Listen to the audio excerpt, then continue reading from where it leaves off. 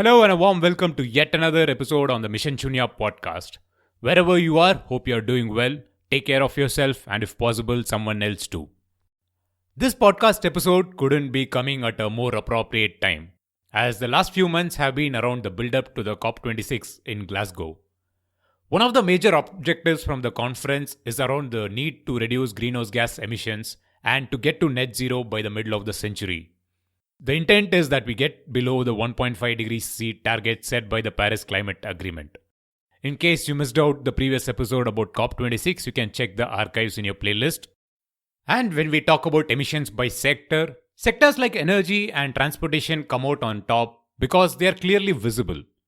But experts will point out that nearly one-fourth of the emissions come from food production. It includes everything like farming, dairy, and meat production. In fact, dairy and meat account for nearly 15% of the emissions. So, on this episode, we return to a topic that we had discussed very early on in the channel around meat alternatives. This week, the conversation features a company whose work began as a passion project but soon turned out to be addressing not one but two important goals: health of humankind and the health of our planet. So, who's our guest and which is that brand that is making plant-based meat consumption very desirable? So this is Todd Boyman. I am the co-founder and CEO of Hungry Planet. I'm delighted to be on this podcast today to share a little bit more about the mission of Hungry Planet, which is to bend the curve on personal and planetary health using absolutely delicious, chef-crafted plant-based meats. Todd, I have followed Hungry Planet for a bit now. Before we get into the origins of that, let us listen to your background. Has your background been in the food tech or did you eventually end up here? Yeah, my background has been in conventional tech, so working with Bits and Bytes, doing enterprise change software solutions for multi-billion dollar corporations, some direct-to-consumer solutions. But I've always been a tech entrepreneur and a tech investor. But at my heart, I have eaten plant-based. My sister, who's a co-founder of Hungry Planet, has eaten plant-based for about 45 years. I've eaten plant-based for about 35 years. So it's been a passion of helping to look at food systems and why people would choose to eat differently. But Hungry Planet as a business really sprung from a passion and not kind of a long-term vision of wanting to be in the food business. That's an interesting story. You had some background in tech and then you had interest and it's eventually evolved. So what's the origin story of Hungry Planet like? I'm sure it must have taken a lot of research, although you do mention that you started plant-based nutrition slowly, but eventually got on to building a business. But I'm sure there's a lot of research that's gone into before you conceptualize the actual brand that it is today. Yeah, the origin really does start with both Jody and I making the decision very intentionally so to eat plant-based decades ago and having a deep understanding of the science behind how our food choices directly impact the world that we live in, the environment, the health of our human bodies, right, as well as the impact that it has on animals. So that's really the genesis of what has become Hungry Planet, with the research and development that went into trying to figure out, well, how do we replicate the food that so many people love to eat, which is meat, rather than trying to convince people just to eat veggies and eat lower on the food chain. Kind of the eureka moment was when we worked with some like-minded individuals, and the idea started to formulate about 20 years ago of, can we replicate conventional meat using the exact same plant proteins that animals ingest and then convert into meat? And can you do that same thing without using the services of animals? So can you take those exact same proteins? Can you transform those into conventional meat? So that was really the genesis of all this. That all started about 20 years ago. It started as a passion project being funded by Jody, me, and like-minded investors during that time period.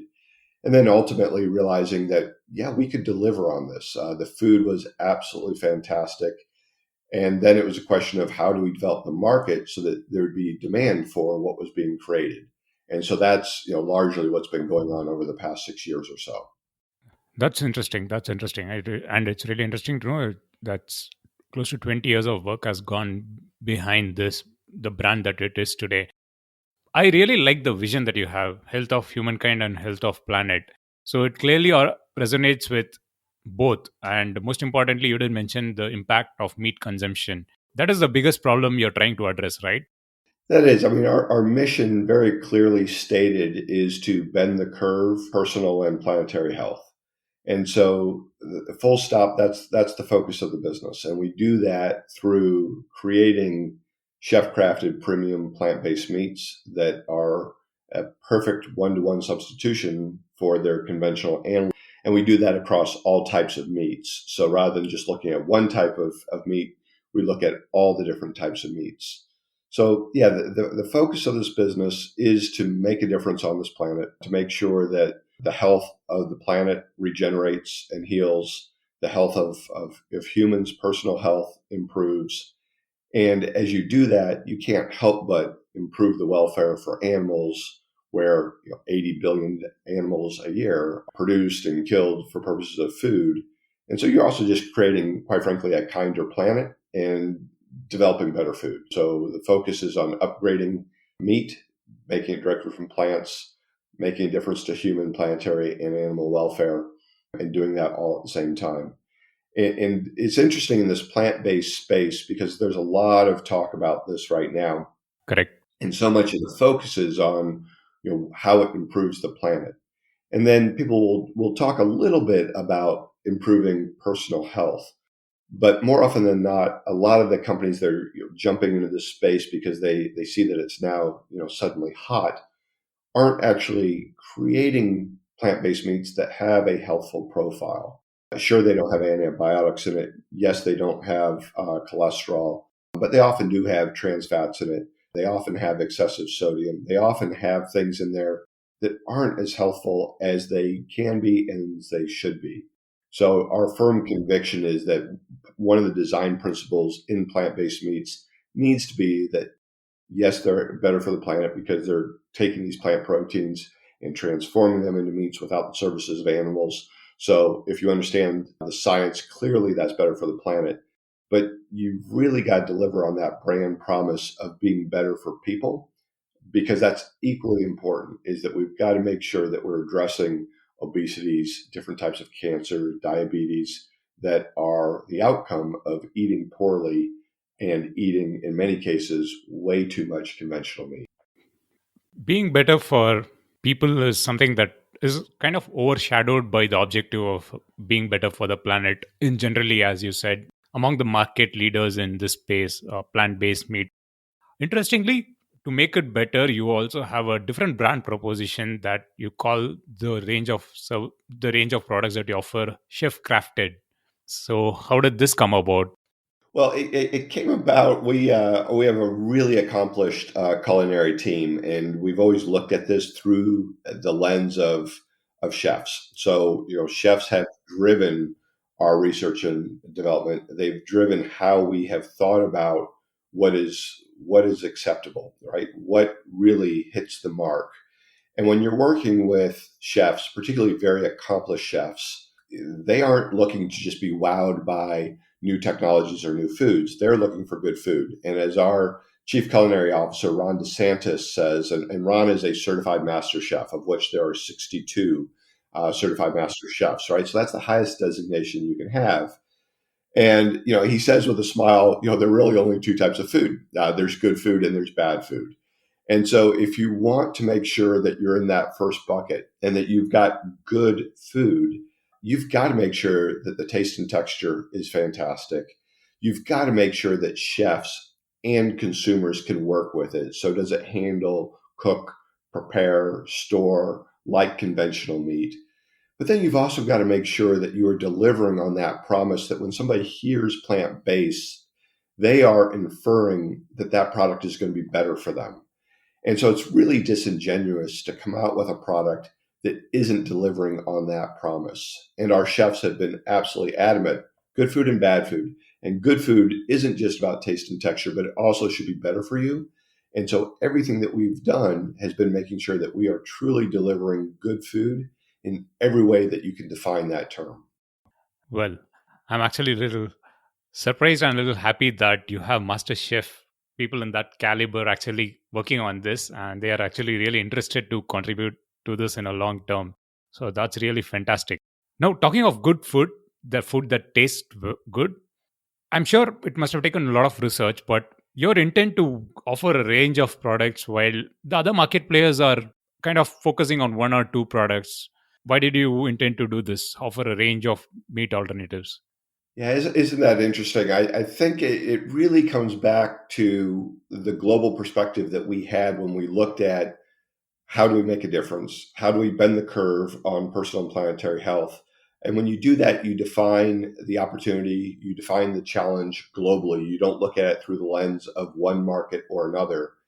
And when you look at this opportunity globally and you look at it from day one globally, you realize that, yes, it's a huge market. I mean, globally, the conventional meat market is about $2.4 trillion, right? So that's a massive industry. But then when you start peeling down the layers, you understand that it falls into lots of different buckets depending on what geographies you're looking at. And globally, the most consumed meat on the planet is pork, and then chicken, and then beef. And then you have things like lamb and turkey and duck. And then you also have the aquatic animals like crab and tuna, all of which need to be considered. And so we really had the luxury because we started working on this so far in advance of anybody even thinking about this might be an interesting problem or a market opportunity to go after, that we said, look, we want to bend the curve on personal and planetary health. That means looking at the entire market. And that means trying to figure out how do you replicate all of these different meat types. And while people might choose to initially focus on one or another, if they are constrained by either investment dollars or time and they're in a hurry to get to the market, you could prioritize beef, perhaps, if you're looking just at the United States or first at the United States, and you're trying to address the type of meat that perhaps has the most negative impact on the environment. You might look at beef. If you're looking at where the most meat is consumed, well, then you may look at pork. But then if you're looking at the number of animal lives, you'd be looking at chicken, right? Because there are a lot more chickens that are raised and killed than there are beef cattle. So there are a lot of reasons why somebody may prioritize one or another, but we truly had the luxury of looking at this globally from day one, having a team that started to look at this over 20 years ago and saying, you know what, we want to do all of this. We want to do all of the above.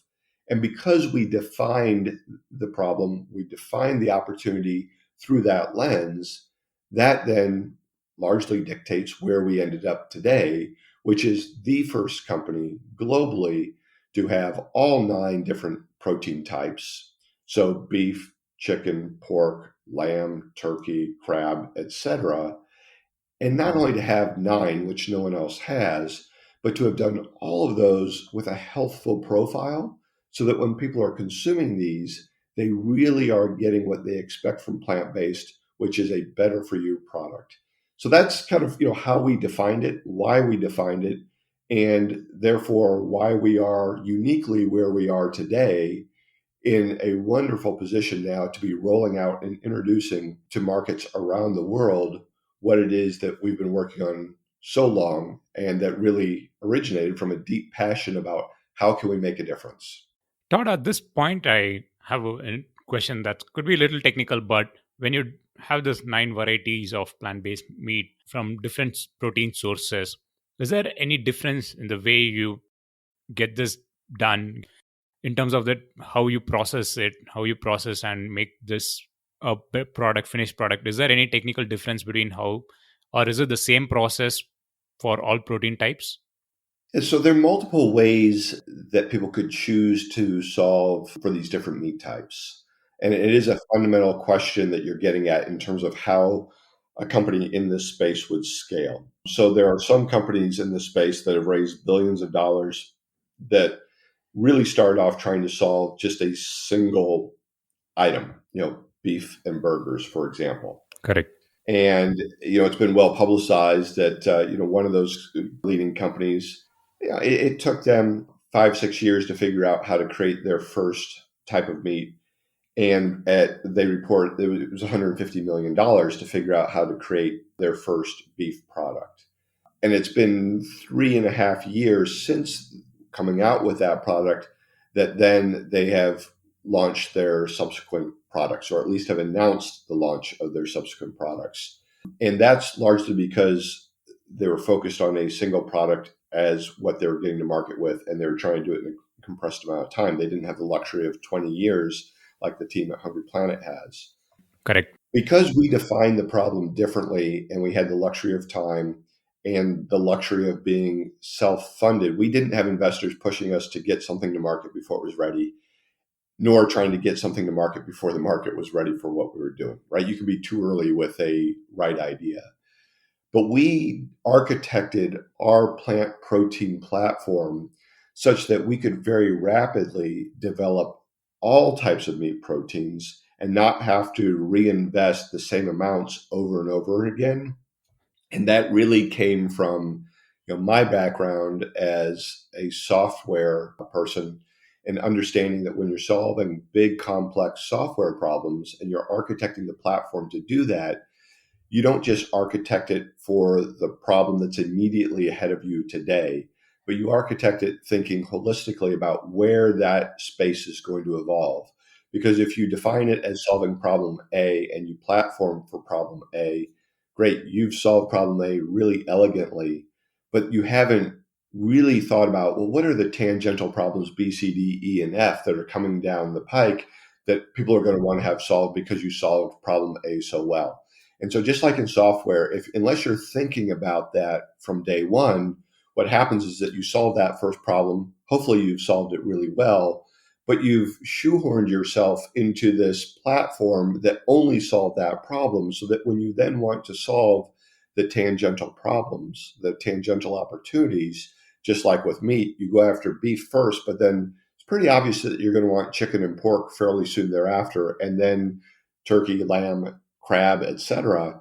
Unless you've developed a platform that will support all those types, just like in software, you're going to need to replatform, and that's going to introduce enormous time, cost, risk, and energy into the equation.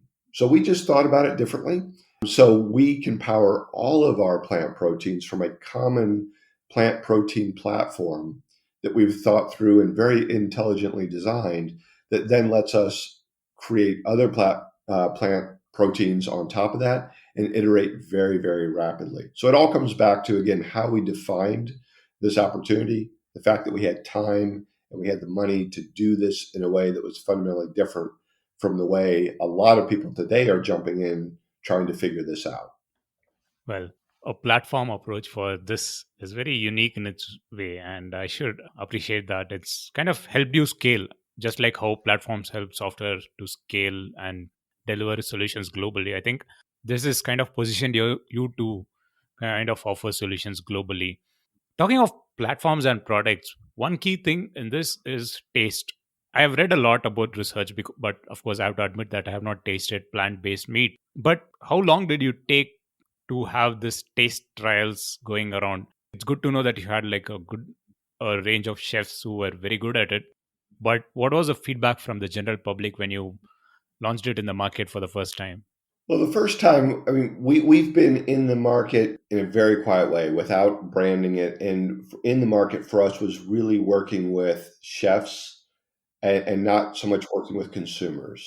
So we really Correct. started in the food service area because it allowed us to iterate very rapidly. Because once you put things on shelf at grocery, there are resets. It's a very different market to be working in.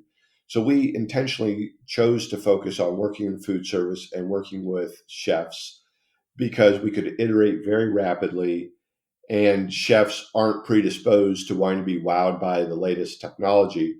They're simply looking for fantastic food that's going to deliver and that their customers are going to love. And they're also going to provide you very candid feedback. So that's really where we were in market first, if you will. And the early days of the discussion was, well, okay, well, this is kind of interesting. Why should I be interested in this? And who's going to be demanding this when they come into my restaurant? And the food was always pretty good. It's gotten better and better as the years have gone on. But initially it was always, well, who's going to want this and why? And then how do I use it? And for that question of how do we use it, even today, we'll get that question because of the range that we have. And when we describe to culinarians that you can use it as a one-to-one replacement for the conventional analog, they're like, okay, got it, got it, got it. And then once we do all that, we give them a chub of our mince of whatever type. They kind of freeze. They're like, okay, so now, really, what do I do with this?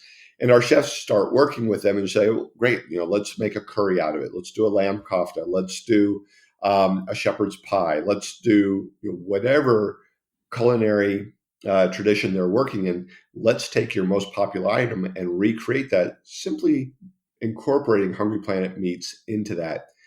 And within a minute or two of doing that and having their hands on the meat, they're like, oh, I've got it. Basically leave me alone. I now know what to do. It handles like, it prepares like, it cooks like, it stores like conventional meat. And sometimes people just need to start working with it before it really sinks in that those aren't just buzzwords, but truly that's how you use Hungry Planet meats. You did mention about putting it out in the retail area where people kind of buy.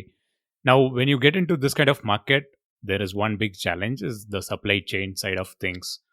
How did you work around that? Because traditional food chain has its own supply chain in place, but how did you work around this?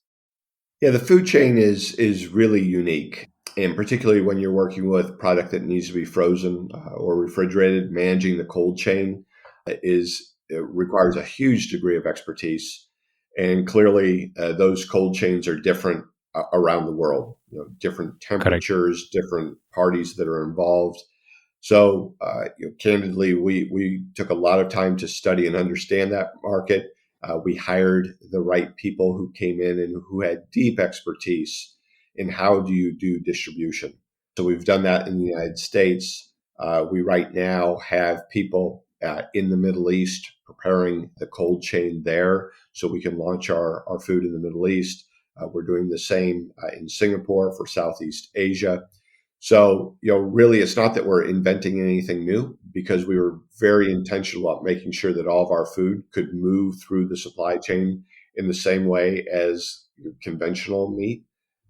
It's really about me as a co-founder and CEO of the business, and Jody, my sister, co-founder of the business, figuring out what we didn't know and finding people who could come in and really support what we were doing and bring that level of expertise to the equation.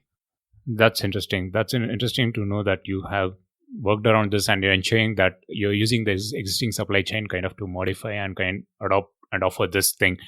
Now, you also talk about this in your, firstly, congratulations on your recent Series A.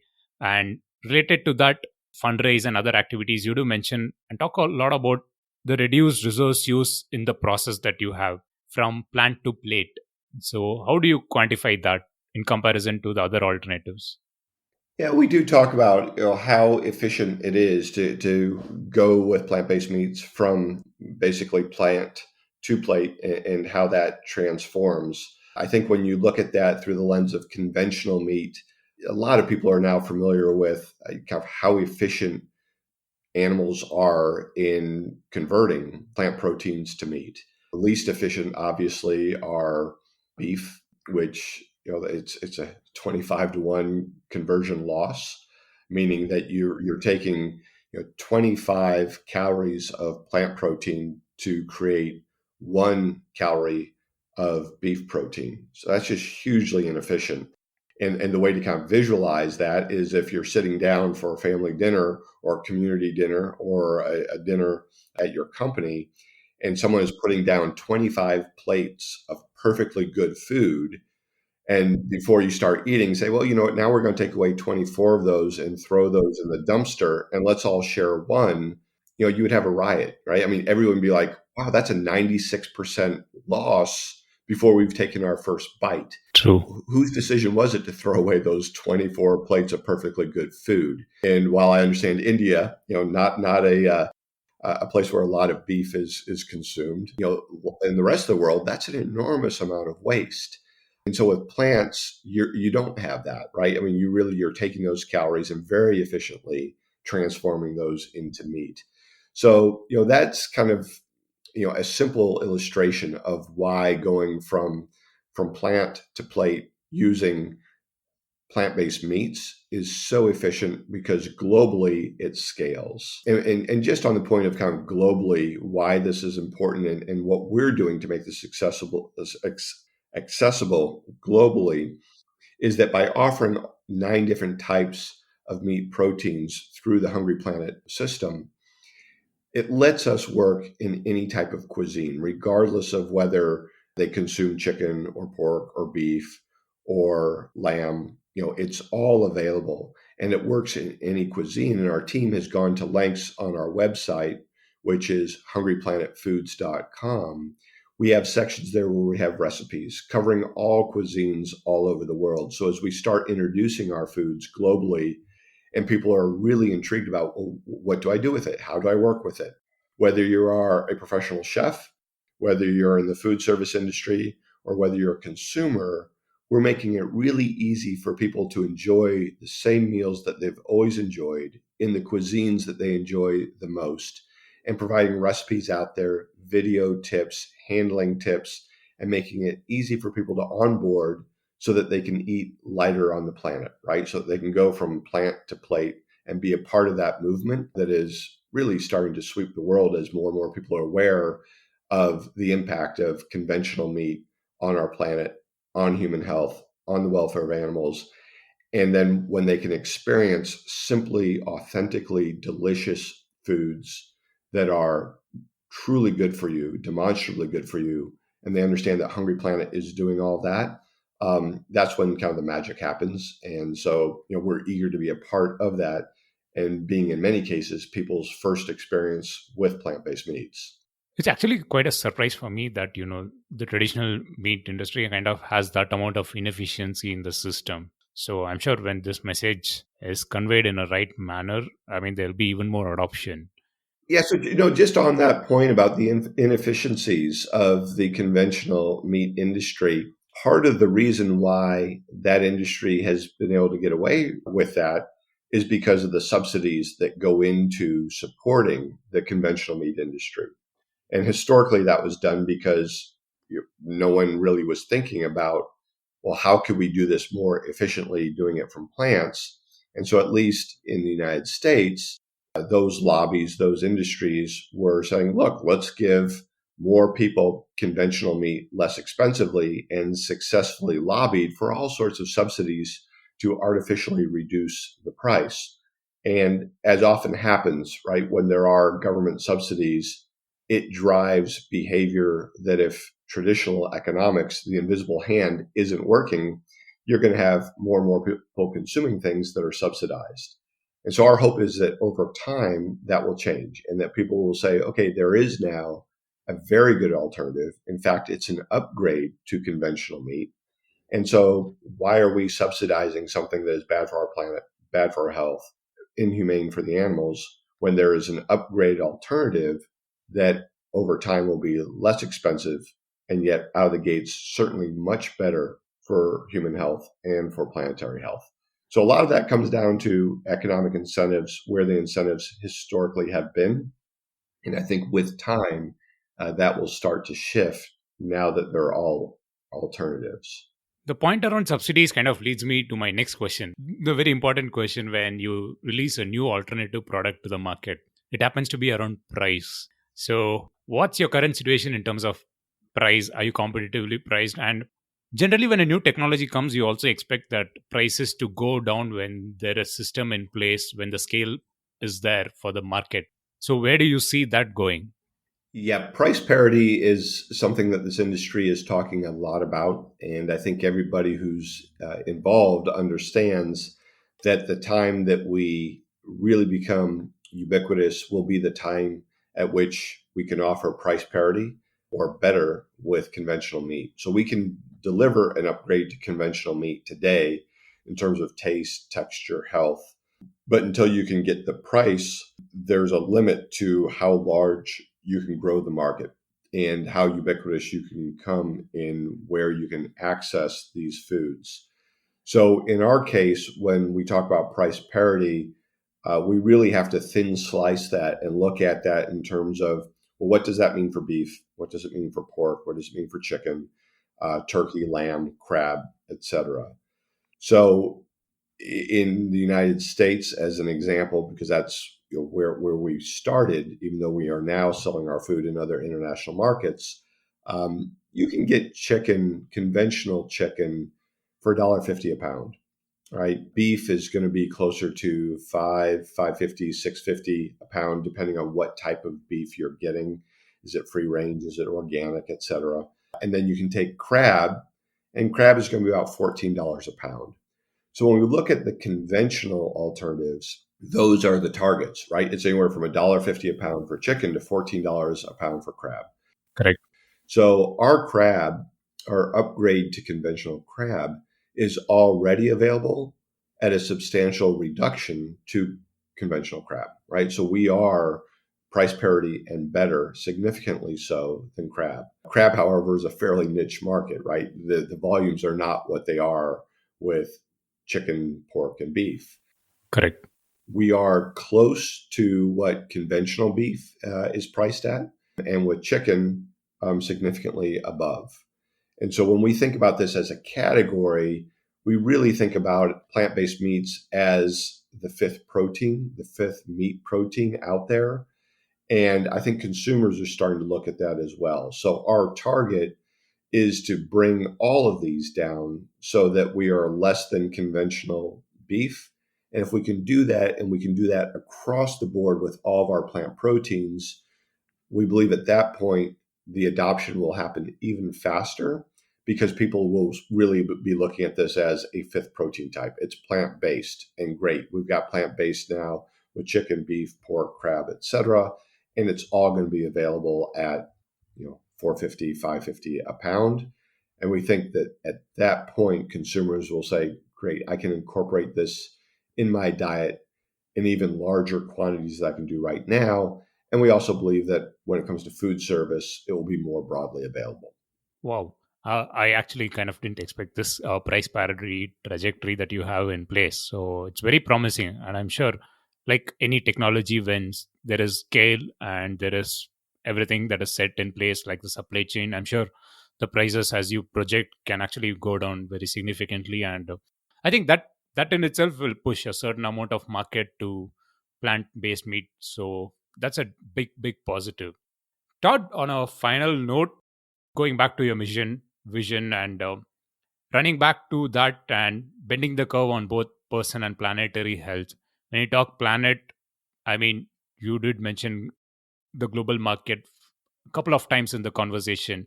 So you have raised a Series A now. So what's your plan in having a bigger global impact in the years to come? Yeah, our goal is to identify geographies where we feel that we can most readily make an impact, and to bring our foods to those geographies as rapidly as possible. So, starting earlier this year was when we really started to take the covers off of what we've been developing here as a team for about 20 years. We realized that the food was ready. We built all the foundation so it was ready. We built out the supply chain. We hired the right team. We put everything in place so that we could be wildly successful. And we launched first here in the United States. We've been selling as what I would define as kind of a soft pilot in Australia for about 4 years. We've done some pilots in Singapore. We'll be launching soon in the Middle East. So we've really been focused on geographies and channels where we can make a difference and where our foods are uniquely qualified to be received by the market. So, we are not a beef and burger company. We have amazing beef and burger, and people who are evaluating just that will often choose our solution. But where we can participate in global markets where there's an interest for lamb or pork or turkey or crab or all of the above, And they want things that will really play well in their local cuisines, in any type of menu item. Those for us are really interesting markets, and in parts of the world where the environmental stress is particularly hard and where there isn't a lot of natural fresh water, so that you can't have herds of animals grazing without even greater damage to the environment. So that's what we're doing. We're looking for those markets where we can make the biggest impact as rapidly as possible. And with the foundation that we very patiently have been putting in place, we're eager to bring it to more and more people and delight people's taste buds. Coming back to the idea that, as our culinary team says, there are truly two types of food. There's good food and there's bad food. And what we've developed is really good food that will play in any cuisine, in any recipe, using a wide variety of meat types that will deliver demonstrably superior nutritional profiles. And for that, that's a really exciting place to be. And we love it when people discover what we're doing.